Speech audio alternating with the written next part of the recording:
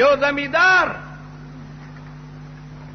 ابو خیثمه ایوی کړی دا کور ته راځي چا ورته پلاره کوي چې ابو خیثمه ته مدینه منوره کوي رسول الله مبارک خود خپلو ملګرو سره لاړو جهاد ته ابو خیثمه کور ته راځي اوښې کور کې دننه کوي او ښځو ته وایي چې ښځو زما دا اس ما ته راولې او زین پې واچوئ دوه بیبیانې وې او دواړه پاکې بیبیانې وې وفادارې ورته وی چې راشه کور کېنه وینا رسول الله مبارک د مدینه منورې نه وته دی پنور کې لګیا دی هغه روان دی ابو خیثمه ته دا مناسب نه دی چې په سوري کې کینی ښځې ورته مینت کوي چې تا سره خو ښه اس دی ټوله ورځ دې په پټي کې ایوي کړي ده کار دې کړی دی راشه لکه ډوډۍ وخوره لږې اوبه وڅښه تا سره خو اس دی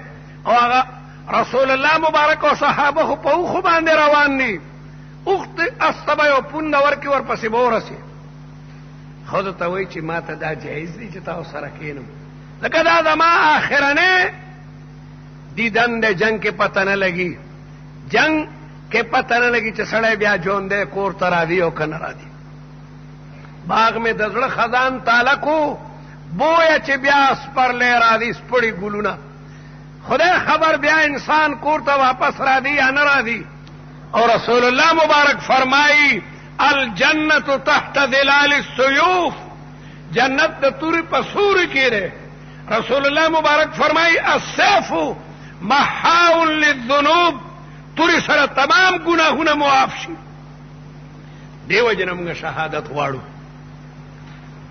رسول الله مبارک فرمایي چې زه د دو خبرونه په تاسو یریږم رسول الله خپل امت ته وایي یو بدر کې د دنیا محبت راشي بل به د مرګ نه یریږئ نو جهاد به نشي کولی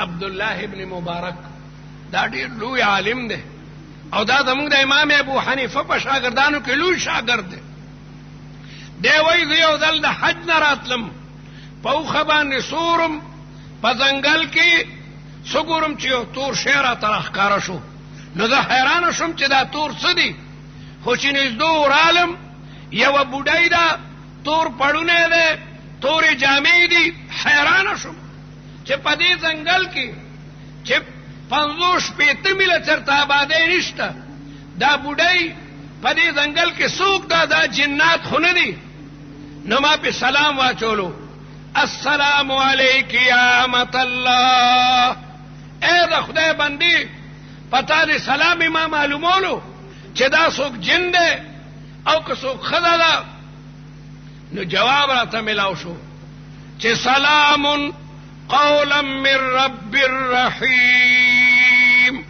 جواب قرآن کې ملاو شو وعلیکم السلام راته ونه وی راته د قرآن مجید آیت کی جواب راکو سلام قولا من رب الرحیم الله تعالی په جنتانو باندې سلام اچي په جنت بیا ما تینا تپوسو کو چې یا امة الله ما تصنعين انت في هذا المكان القفر اے د خدای بندي په دې ځنګل کې په خالی ځای کې تسکه نو راته وي چې من يهده الله فهو المهتد ومن يضلل فلن تجد له سبيلا ما ته پته لګی چې لارې غلطه کړې ده بیا مرته په قران کې جواب ورکړي هغه خدا ما ته پته لګی چې دې لاره غلطه ده بیا ما ته بیا ته پوسکو چې من کم یوم انت فی هذا المکان پدې کې دې سوره دی وشوي نو راته قران کې جواب راکړي ثلاث لیال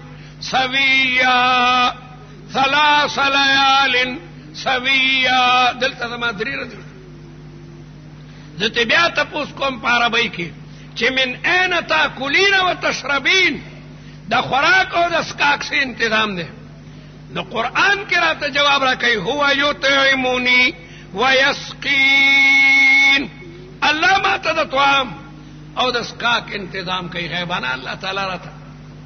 بیا ما دا غینه تپوسو کو چې عندي طعام فهل تحبین ان تاکلینه، ما سره خو ډوډۍ شته خورې.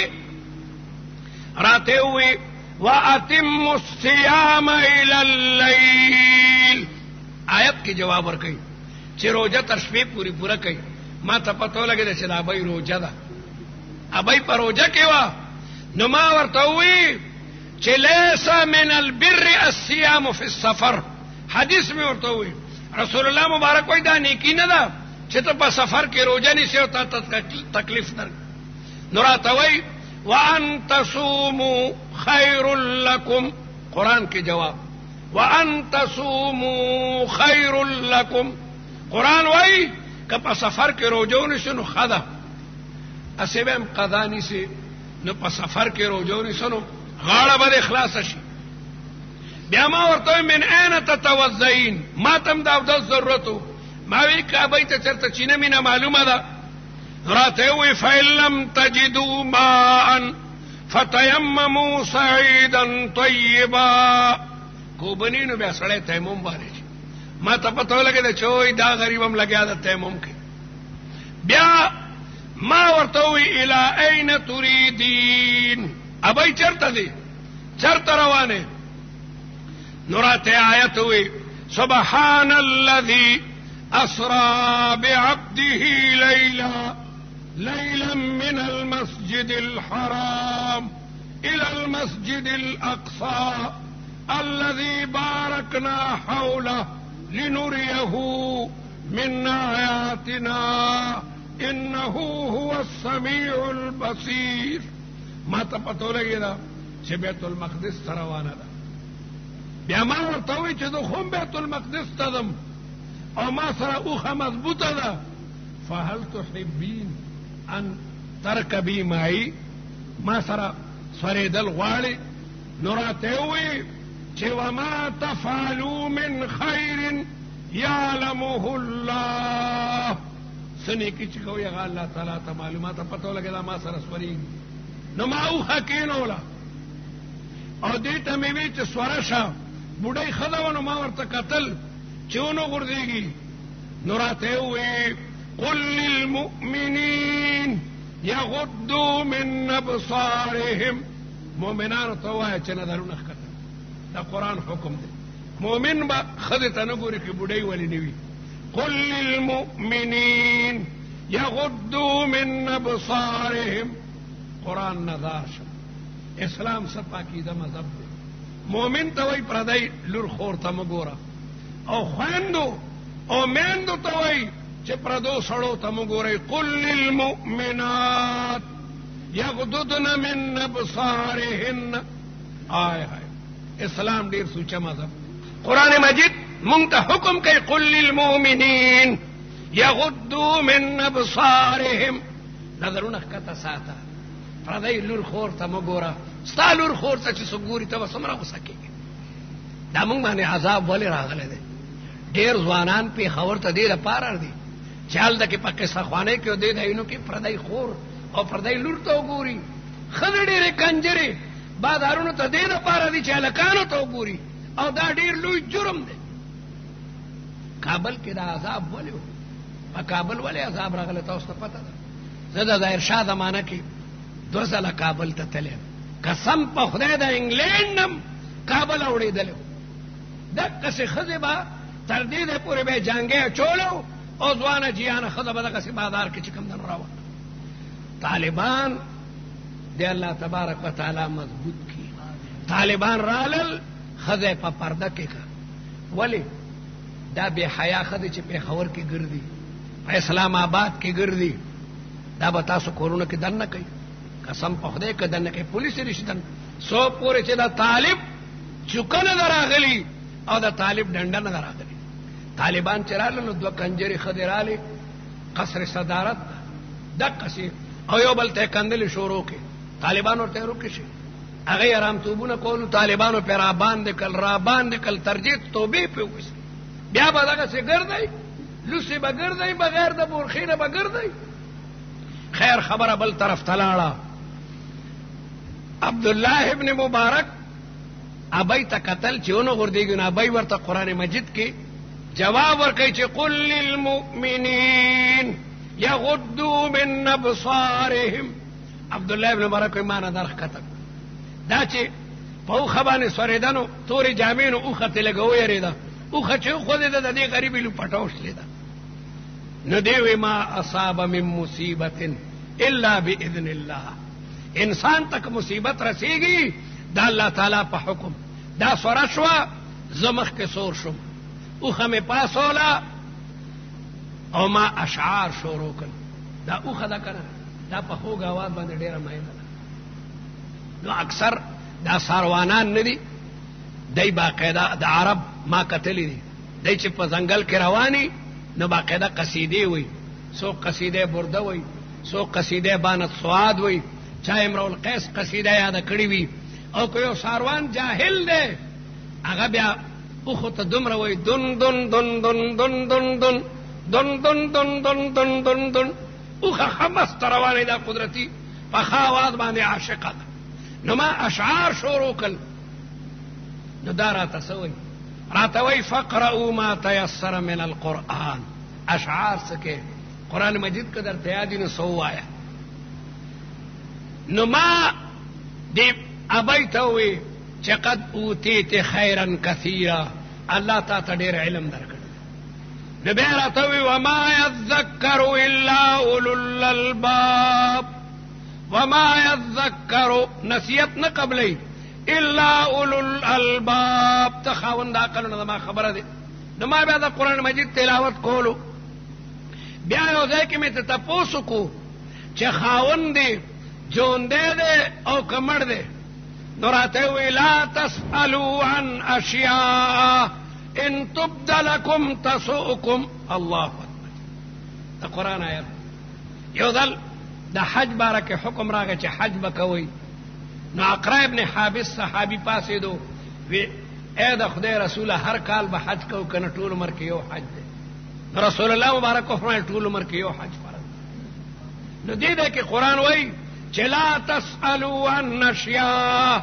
ای صحابو د رسول الله نه د ډېرو مسلو تپوس مه کوئ.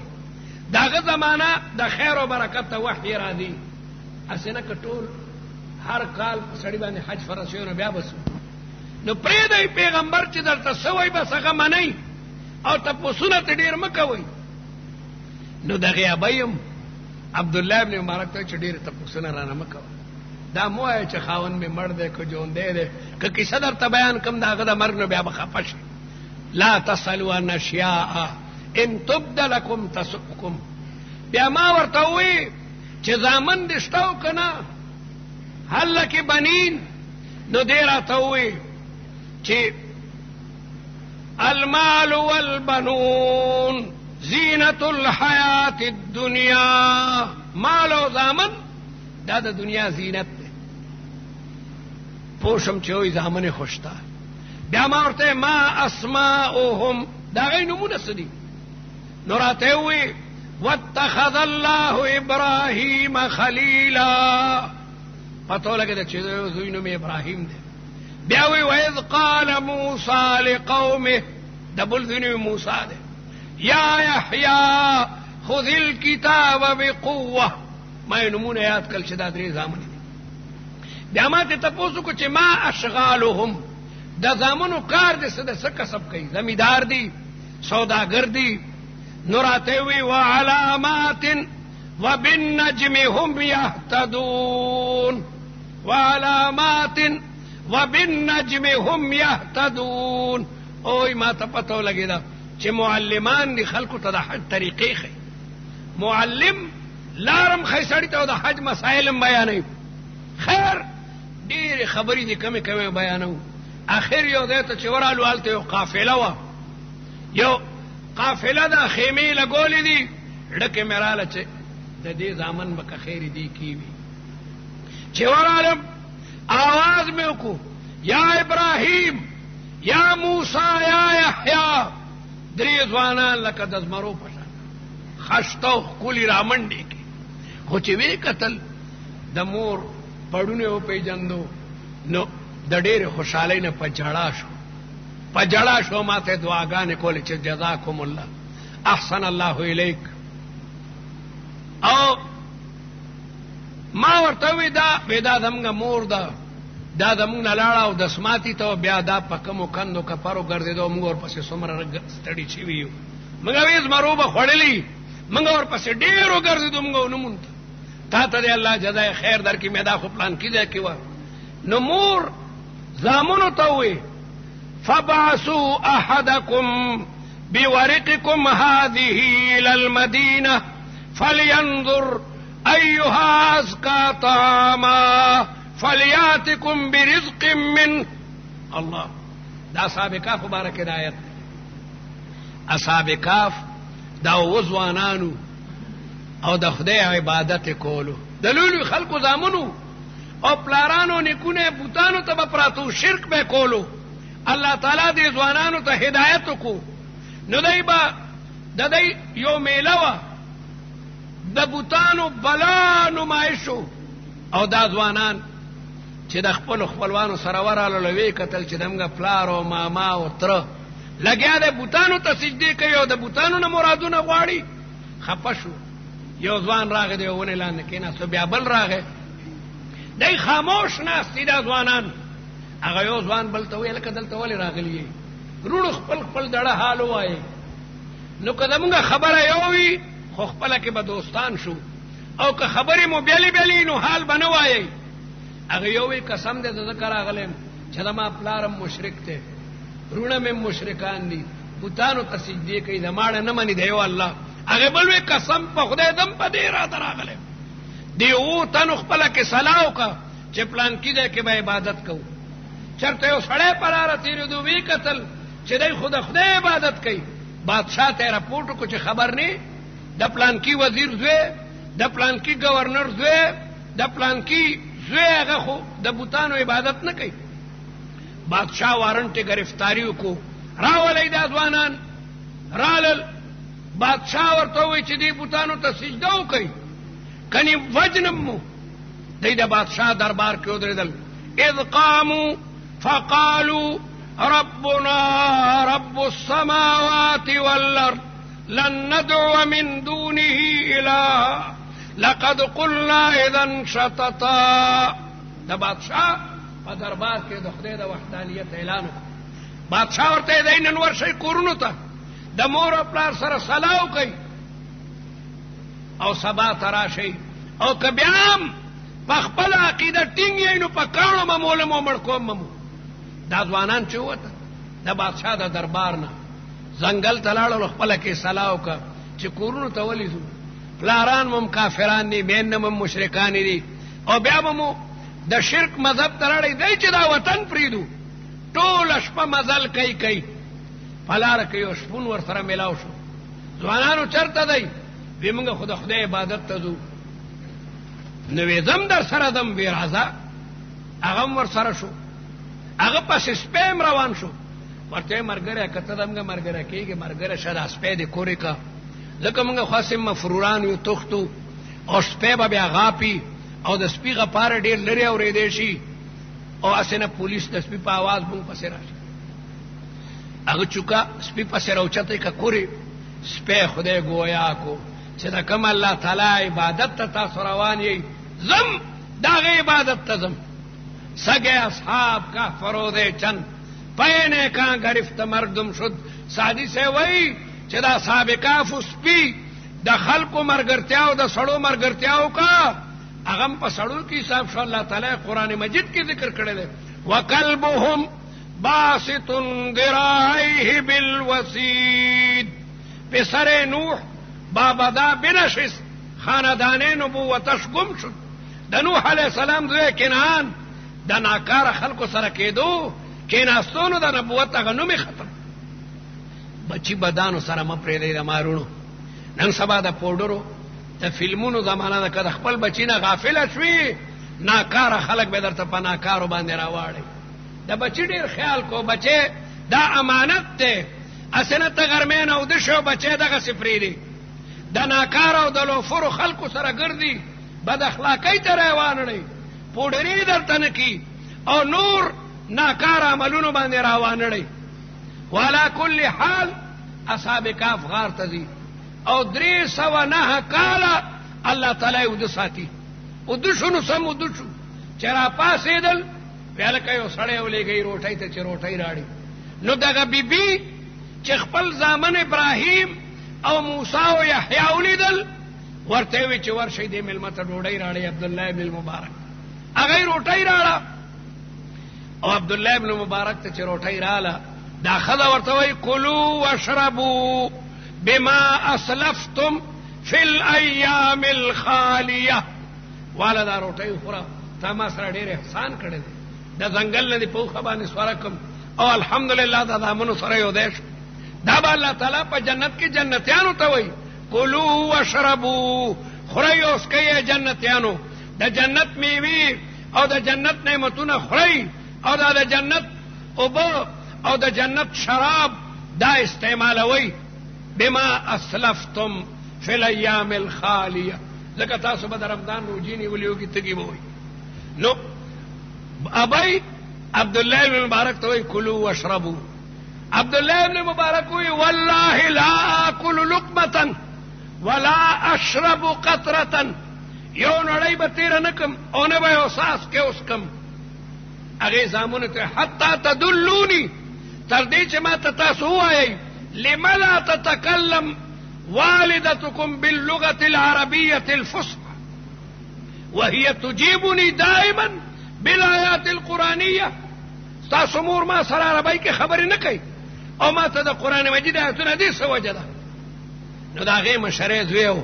په چغو چغو یې جړل چې مېلمه مه خفه کېږه که تا زموږ د مور نه دا 2-3 ورځې عربي نه ده اورېدلي او دا ټولې خبرې په قرآن کې کوي والله العظیم ما د خپلې مور نه 40 کاله مسلسل دا عربی ټکې نه درل ما سوا د قرآن مور مونږ سره په کور کې چې خبرې کوي د قرآن مجید ټکې بس استعمالوي ما دا ولي وی یو ځلې زما مور دا آیت وی په خپله ناسته او تلاوت کولو دا آیت وی ما یلفظ من قول الا لديه رقیب عتید انسان د ژبې نه یو لفظ نو باسي مگر فرشتي ور سره تیارې ناستې دي کرامن کاتبین که حسناتی دای لیکي او که کنځلې درو فحش بکواس دا بل فرشتي لیکي او الله تبارک وتعالى فرمایي ان السمع والبصر والفؤاد كل اولئك كان عنه مسؤولا لما مور قسم خورو چې زبا د قران مجید نه ما سوا په خپل جبه بل ټکه نه راړم 40 کاله د موچو او ما د خپل مور د جبنه د عربی الفاظ د دې اوریدلی دا قران سره محبت دا د قران مجید سره مینا وا چې 40 کاله غلګیا ده خپل بچو سره د قران مجید نه ما سوا بل ټکه نه وای والا کل حال خبرې وګدې شوې زما دومره خیال نو ما دا عرض کولو چې د مولانا وفات دا یقینا ډیره لویه صدمه ده موت العالم موت العالم او بیا د قرآن عالم د حدیث عالم نو دا کم داغه بچو چې دا پروګرام کړی دی الله تعالی دې د دې ثواب د مرحوم قبر ته ورسوي زمارونو رسول الله مبارک فرمایي اذا مات الانسان سړی چې مړ شي انقطع عمله داغه تمام اعمال منقطع شي الا من 3 مگر 3 خبرې دي چې سړی په قبر کې پروتي لیکن قبر ته باقاعده ثوابونه او رحمتونه دي الا من صدقه جاریه یو سړی صدقه جاریه کړی دا دا جمعه تاسو جو کړی ده پدې کې کچایو په سم لګولې ده تر قیامت پورې چې پدې جمعه کې څوک مز کوي ټول خلکو ته به هغه ثواب مزګودار ته خو خود ثواب رسي لیکن دې جمعه کې چې چا صحیح ساغشتي ده باقاعده هغه ته هم ثواب رسي دا صدقه جاریه ده جمعه شو مدرسه شو پل شو اسپیټال شو شفاخانه شو یتیم خانه شو دا تمام صدقه جاریه ده کچا پکې بلاه سي غشتي دي هغه ته الله تعالی زیات اجر ورکړي یو غریب دی دغه پکې دی روپۍ طاقت الله تعالی به د هغې په بدل کې هغه ته محل جوړوي. حدیث کې راځي که یو سړی کمفحص قطاعت که د قطاع مارغه د جال عمره جومات جوړ کړي. قطاع یو مارغه دی د ګوګشتو په شان، دا ګوګشتو نه دی، دا هم یو ساده مارغه دی. قطاع هم په مارغانو کې یو ساده مارغه دی. او عرب وایي فلان اصدق من القطاع، پلان کې د قطاع مارغه هم ډېر رښتونه دی. د قطاع مارغه ډېر رښتونه دی. ښکاري چې لاندې ورلاندې راشي ونې لاندې نو دی بیا هم آواز کوي قد دروغ نشم ویلی دلته ناست منو. دا نورې مرغۍ ډېرې چالاکې دا بالکل غلي شي. ښکاري وایي جوړې ونه کې څوک نشته او حالانکې ونه د مرغونه ډکې. دا نورې مرغۍ ډېرې چالاکې دي لیکن قطاع ډېر ساده دی او رښتونه دی. نو قطاع چې جاله جوړوي د ګوګشتو په شانې جاله وي. د ګوګشتو جاله به د څو پیسو وي. تاسو جالې کتلې منګرې څنګه جاله جوړوي؟ بلبل ای په ډېر ساعت لګي او پوره په نقشو نګار. او دا ګوګشتو تاسو ورته ګوګشتو وایي دی خو یو څو ډکي د پلوسې یا د شوي یا د توتانو کېږي او په هغې هګۍ واچوي خبره ختمه. نو ما خیال دی د هغه تمامه جاله د پیسې نه ده. نو شوبه کېږي چې د قطاع د جال عمره د جومات څه مطلب هغې کې خو د سړي تندی هم نه لګي. علما لیکي د هغې مقصد دا دی که یو سړی غریب دی او د په جومات کې د یوې خښتې طاقت چې دا یو خښته پکې دمه ولګوئ هم به د الله تبارک وتعالی ذات د هغې په بدل کې په جنت کې ورته بهترین محل ورکړي. من بنا لله مسجدا بنا الله له بیتا مثله فی الجنه لا یکلف الله نفسا الا وسعها. الله تبارک وتعالی په صفتونو کې یو صفت شکور دی. شکور د شکور معنا پیژنئ؟ شکور څه ته وایي؟ شکور هغې ته وایي الذي یعطي الجزیل بالقلیل. شکور هغه ذات دی چې په لغو نسیز بلا اجرونه ورکوي. په یو مبارک حدیث کې راځي که یو سړی یوه کجوره د الله تبارک وتعالی په لاره کې ورکه الله تعالی ورته ثواب دومره زیاتی دومره ورته زیاتی چې د احد د غر عمرې کې ورته ثواب. خدای دې تاسو مدینې منورې ته بوځي د احد غر به وګورئ. د احد غر 5 میله اوږد دی، 5 میله او بعضو ځایونو کې 2 میله پلن دی.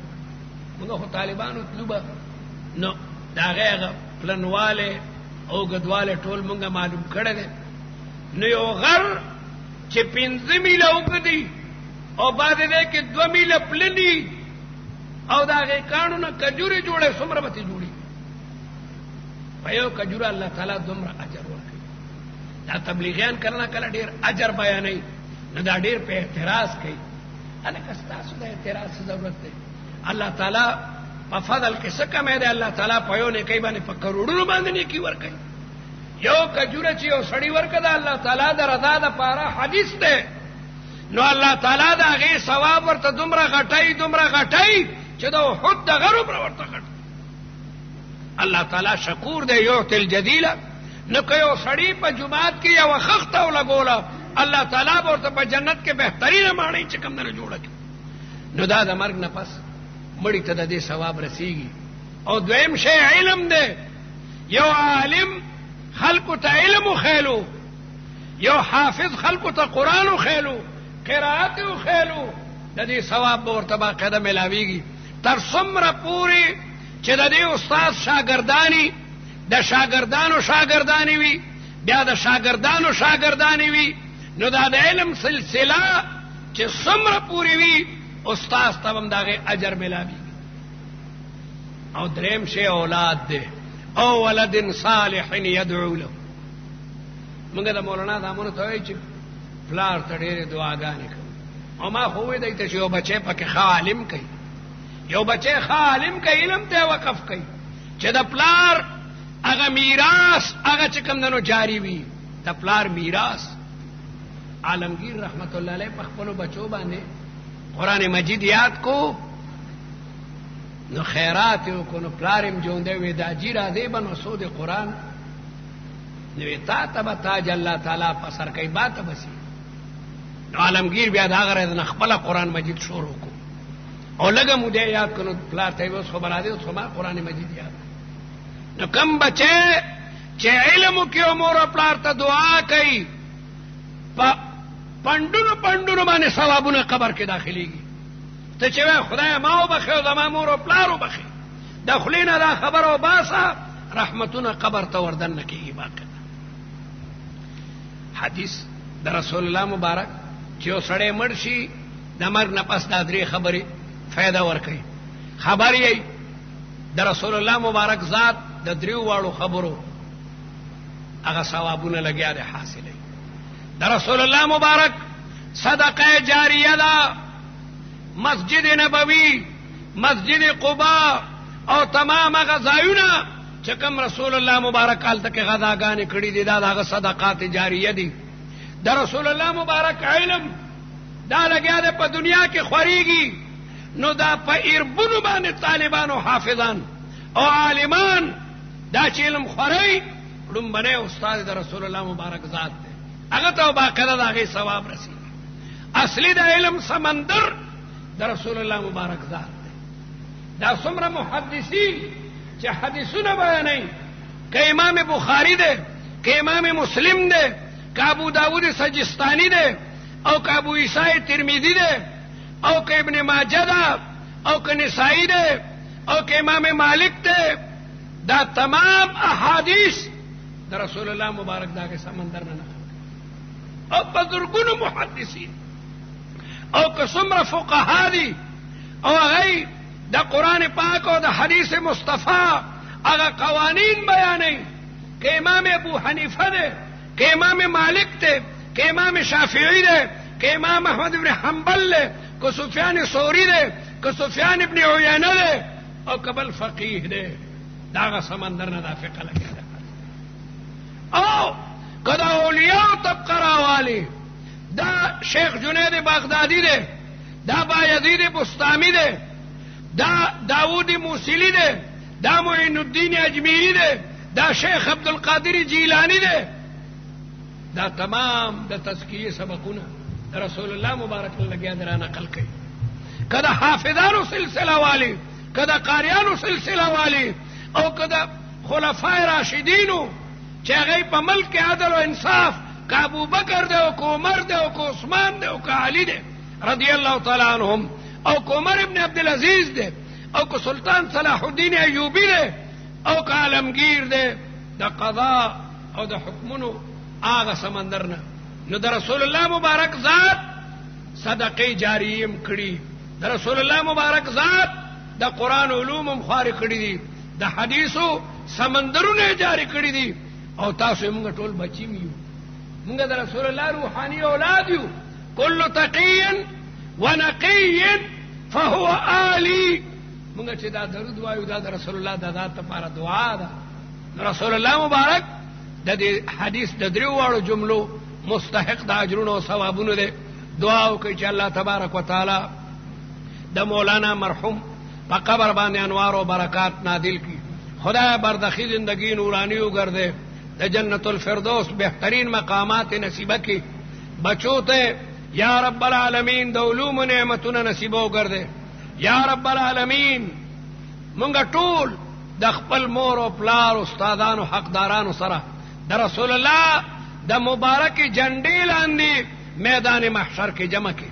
ولا مصابا الا اصلحته، ولا مؤمنا الا نصرته، ولا كافرا الا خذلته، ولا مجاهدا الا قويته وايدته، ولا مريضا الا شفيته، ولا مبتلا الا عافيته، ولا حاجة من حوائج الدنيا والآخرة هي لك رضا ولنا فيها صلاح الا قضيتها ويسرتها يا ارحم الراحمين.